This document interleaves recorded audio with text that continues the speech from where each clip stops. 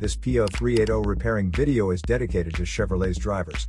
If your Chevrolet's getting a P0380 error code, this video is going to show you 2 practical solutions to fix the error code at home.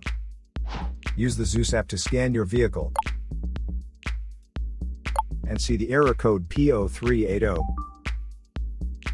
It means that the powertrain control module detects a variation in the voltage from the A area of the glow plug heater circuit, which is more than a 10% variation from the expected output. Here are 2 of the most practical solutions to fix Chevrolet's P0380 error code. Method A: the glow plugs. Glow plugs are used in diesel engines to help heat the fuel in preparation for the combustion chamber when the engine is cold. They are located on top of the cylinders. Carefully remove the glow plugs from the engine.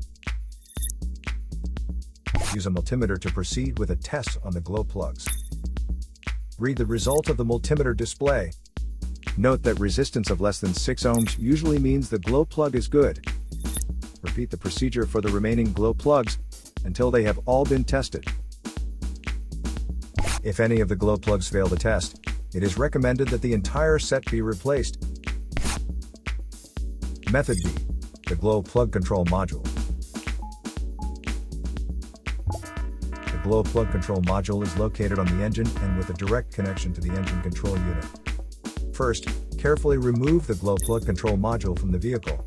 Visually inspect the module to make sure it hasn't been contaminated by a leak from another engine component.